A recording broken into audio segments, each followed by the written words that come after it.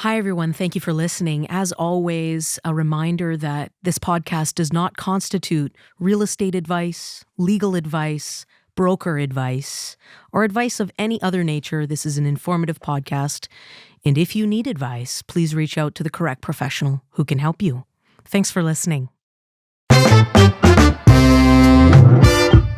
Welcome to Launch, Grow, Harvest Podcast, Business Growth Coaching with Connie and Roland Kim.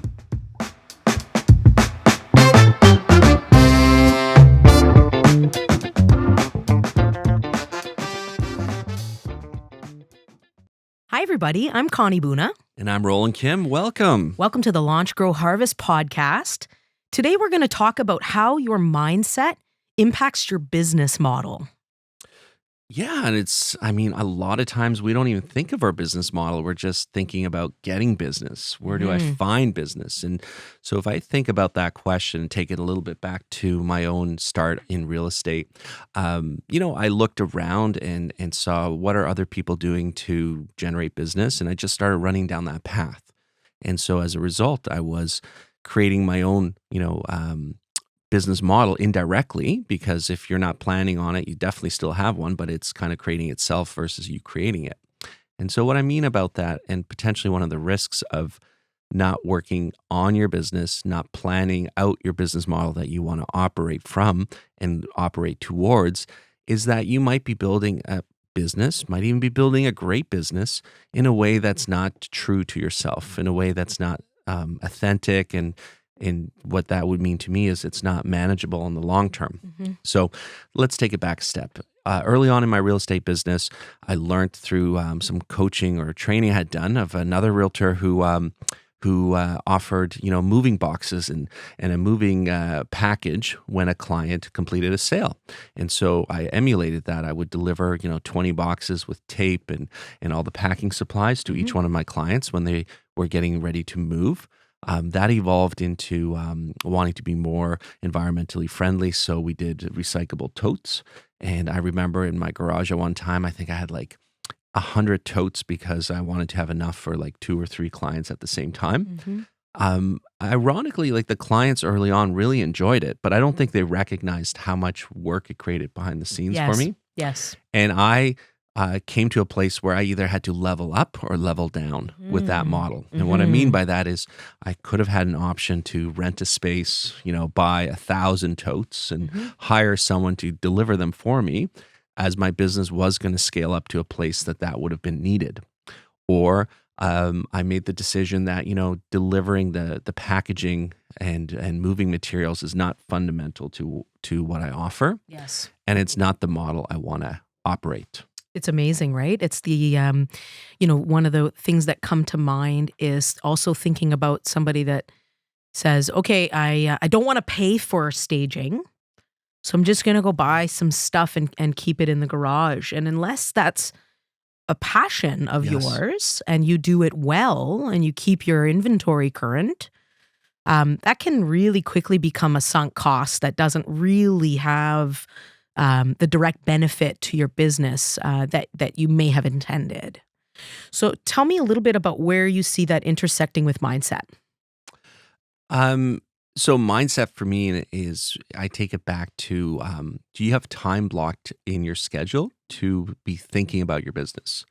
So, so it's, to me, the mindset is figuring out where I am in my business and where I want to go, and spending that energy and time shifting my brain on solutions on how to get there.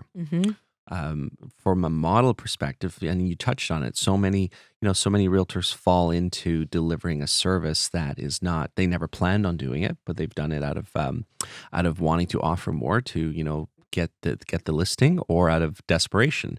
And on the extreme far end of that are actually realtors who are operating at the highest level, and they love that model. Like, I can think of one realtor in our marketplace, and she paints an amazing picture for each one of her listings, and she stages it. Yes. And like, it fills her bucket, where that would not fill my bucket. But she's the extreme far end, where she's now, that is her business model. She has spent mindset time on figuring out, how do I want to operate? And she's not staging a house out of desperation or hesitation. She's like that's her. That's her model. And she does it so well. I know exactly who you're talking about. And you're right that it's so aligned with who she is and her fundamental personality that the authenticity of it comes Yes. across, and the ways in which she leverages it as a very, very successful business owner is remarkable and admirable, certainly. Partner, I've really watched you evolve in your business and your mindset. For me, like I think I have a point in time where I would, I'm curious to see what you say, but I have a point in time where I think that transition happened, that your mindset became so active and powerful and conscious. But would you say, in your experience, do you have a point in time where you feel like you've become a lot more mindful of how you operate, or where did you kind of level up to, how you operate now from where you started? Wow, good question. Thank you. I mean, definitely, yes, my mindset has evolved and grown in a fairly massive way. Um, I can certainly remember the first few years in real estate feeling, certainly the first year in real estate, my mindset feeling like, okay, I'm unemployed, as opposed to I own a business and get to work. I think one of the biggest shifts for me came when we embarked on the brokerage journey. Mhm. So there was so much responsibility attached to opening the brokerage, and also all of a sudden I had limited time. I had to spread my time in a very different way. So it's not like my day was consumed entirely by my transactional real estate business. I had many, many, many more plates spinning, and so that forced me to level up. Mhm. And I consider myself to be a bit of a slow learner.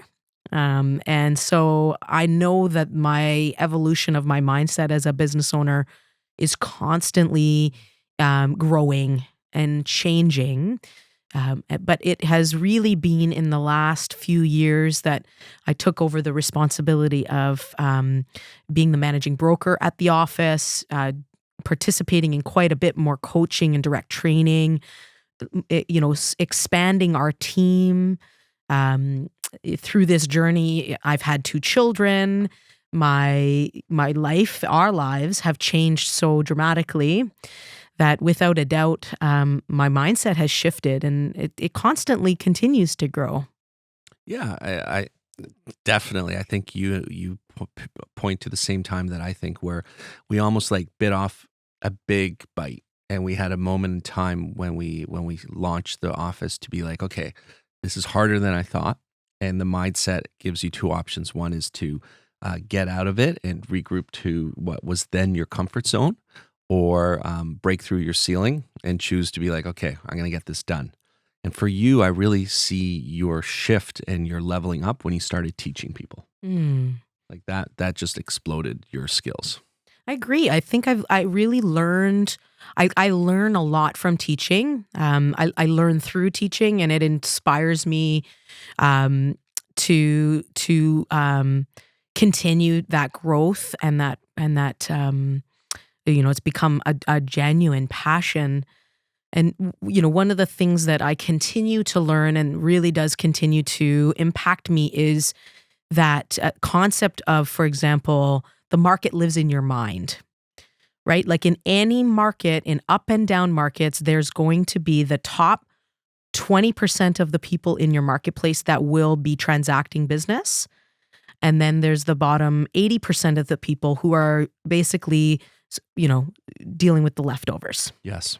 And so one of the ways in which I've evolved in my mindset is just this awareness and my steadfast commitment that I will always have consistency. So, yes, transactional volume will shift, and likely my personal volume will shift in accordance with the trajectory of the market, unless I'm doing something remarkably different. But building consistency in my business habits has been in direct relationship with the mindset I carry, which is that I will be successful. What is your mindset going forward for the next 15 years? Like, what are you designing? Well, I had this conversation yesterday with my wife, and it was a very interesting one. I said, as we were just, as we do, often chatting, and I just said, what does the next decade look for us? What are we doing? What's the big driver? And she said, "What do you mean? We're raising our children. It's our biggest why." I said, "Of course, yes, absolutely." And also, what else, right? Like the idea that I know that for myself, I'm working on and actively thinking about ways in which I'm going to design and implement impacts to my community directly, the ways in which I want to be involved in some of the ways that I've talked about, fundamental principles, the idea of social justice and housing stability. These are real fundamental beliefs of mine. And I want to go deeper than just talking about it. And I want to make sure that I'm participating, I am in action around that commitment to those huge, huge pillars in my life. And so the next 10 and 15 years looks like ensuring that my business is stable and thriving so that I can commit more of my mental time and attention to my family Hmm. and to some of the other community ventures that I want to be a part of. That we only have so much time in a day, and so I know that we can't do everything all at once. Rome wasn't built in a day, but what I do know is that when I start to visualize something, my life trajectory has shown me that there's so much power in that. Yeah, and I mean the visualization is half of getting there, I think, and most people will never draw it out. But similar, like, and I think I'm actually going to a concert with my wife today, so no kids for a couple hours. So I think on the drive down, I'll pose that question because I'm just trying to think of what's my next 10 to 15, and exactly like you, I want stability and a thriving business. Obviously, healthy active kids, a growing and healthy marriage. And then selfishly, I want to get some of my time. Like finally want to get my boat in the water and like the fitness and the lifestyle, while still balancing everything. And that's Mhm. the stage that I'm excited to go to, where I can see some stability coming in on the family front. Yes, yes. And really so, thinking about weaving this back to mindset and business model, right? If you are thinking about, there are many business professionals out there who have so many balls in the air. They're very actively engaged in so many different arenas of their life, and so it's not only about, again, this is a business podcast, but it's not only about success in business, right? Yes.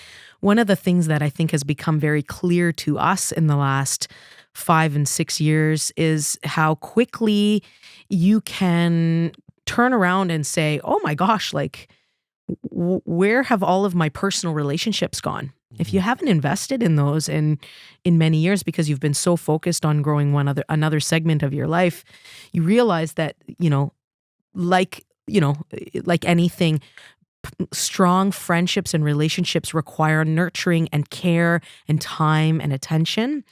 And so really being specific about that. You want to have, if your mindset is, I want to have a rounded and amazing life. I want to have a business worth owning, a life worth living, a legacy. Then spending time thinking about that and really paying close attention to the activities that allow you to realize that dream is so integral. It sounds so simple when you say it. I mean, that's the thing, right? It's overnight success is never overnight. It does feel like, though, a slow and incremental growth. It's like something, as I think it's similar to, an Olympic swimmer shaving a second off their time. It's just doing that activity over and over and over again. And sometimes that activity is um, awareness of your mindset. Do you have any tips on how people can improve their mindset and get and our results? Yes. One of the things that I really think about is we are overwhelmed with information right now. We are absolutely at a place in society and with technology where everything is available at your literal fingertips In a moment's notice. in a moment's notice. And so what are you choosing to invest in with your time? What are you putting into your brain? Yes. What are you choosing to listen to? And that's something that I think every person can really sit with and think about. And, not for some folks, listening to the motivational speakers and daily affirmations it doesn't work for them. And it's not for everybody, Mhm. but I do think every person could potentially start a day or finish a day thinking about what did I do really well today? Mhm. What can I improve on tomorrow? And what am I grateful for? Great. You took mine, so I have nothing. You're No. welcome. And yeah, I mean, that's powerful. I'd say my tip is twofold. One, have moments of time where you're working on your mindset, where you're honest with yourself of like what habits are serving you, what habits you need to develop in order to get where you want to go. And one that I quite like is I forget, maybe Atomic Habits spoke to it, but it's an embedded habit. So now every Mhm. morning when I brush my teeth, I think of gratitude for someone, and I usually send a text out. And then in the evening, same thing. When I'm brushing my teeth, I think of appreciation. No matter what happens, house floods, something dramatic that some other person could talk about negatively for the next, weeks. I'm dealing with it. It's real. But I still have gratitude. There's still like food in the fridge, partner that loves me. There's so many things that you can be grateful for. Mhm. And I think that's a lost thing that we're not doing. We're not taking we're not taking account of all the things that we're appreciative for and grateful for. And so that really, keeps you positive. And Mhm. mindset is about positive talk. And getting that negative story that is natural to think about, that keeps bubbling up, pushing that away and designing a new story. I love it. I'm grateful for you, partner. Thank you. Appreciate you. And just in closing and thinking about mindset and business models, I think a really powerful reminder is that your ability to create a business model that works for you and for what you want to build exists. Don't feel like you need to reinvent the wheel. The most powerful structures are built on nice, large, wide foundations. And so the top of your pyramid, so to speak, of your business model is where you can start to pour in your creativity, but do invest in spending time and really committing to learning a model and following a model. It's one of the best things you can give yourself as a business owner. Friends, Thank as you. always, thank you so much for listening and joining us today. Connie Buna and Roland Kim with Launch, Grow, Harvest and the Kim Buna Real Estate Group. If you have any questions or you wanted to have a conversation with us, please reach out. We're always happy to talk. Have an awesome day. Thanks, everyone.